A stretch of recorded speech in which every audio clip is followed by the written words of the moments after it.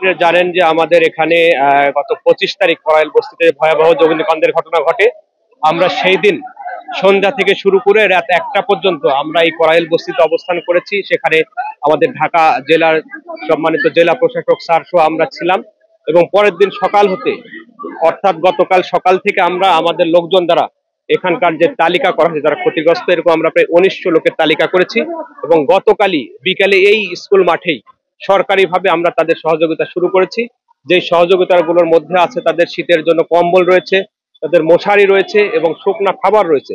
শুকনা খাবারের মধ্যে আমাদের রয়েছে 10 কেজি চাল, 1 কেজি ডাল, 1 কেজি চিনি, 1 কেজি লবণ, 1 লিটার সয়াবিন তেল, হলুদের গুঁড়া, মরিচের গুঁড়া, এরকম প্রায় 15 কেজির একটা আইটেম।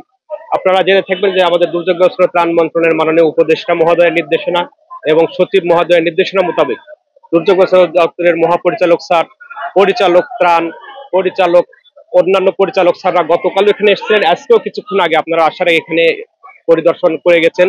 এই বিতরণ কার্যক্রম ওনারা দেখাশোনা করেছেন, সমস্ত করেছেন এবং সরকারের উচ্চ পর্যায় থেকে সার্বক্ষণিকভাবে বিষয়গুলো মনিটরিং করা হচ্ছে। আমরা তাদের সকলকে, এই যে আমরা 1900 জনের তালিকা করেছি, সবাইকে এই পরিমাণ খাদ্য দেওয়া হচ্ছে। এছাড়াও আপনারা জানেন যে আমাদের যারা ডেভেলপমেন্ট পার্টনার রয়েছে, এনজিও রয়েছে, আইএনজিও রয়েছে, তারাও বিভিন্নভাবে সহায়তা করছে। আজ আপনারা দেখে থাকবেন এখানে সরকারের আর একটা সহযোগী সংগঠন যারা আমাদের সাথে কাজ করে, ডেভেলপমেন্ট পার্টনার, ব্র্যাকের পক্ষ থেকে 2000 করে টাকা দেওয়া হচ্ছে। সেই সাথে তাদের জ্যাকেট, শিশুদের জন্য 3টা করে শীতের ড্রেস, আগামীকাল আমরা এখানে বিস্কুট দিব, শিশু খাদ্য দিব, ইউনিসেফের পক্ষ থেকে আরো ফ্যামিলি কিট থাকবে। এক কথায় সরকারের পর্যাপ্ত সহায়তার এখানে সুযোগ আছে এবং সরকার সচেষ্ট রয়েছে সবসময় তাদের প্রতি, তাদের যাতে কোনো এই ইয়েটাকে কাটিয়ে উঠতে পারে খুব তাড়াতাড়ি এবং তাদের কষ্ট লাঘব হয়, সেই জন্য সরকার কাজ করে যাচ্ছে।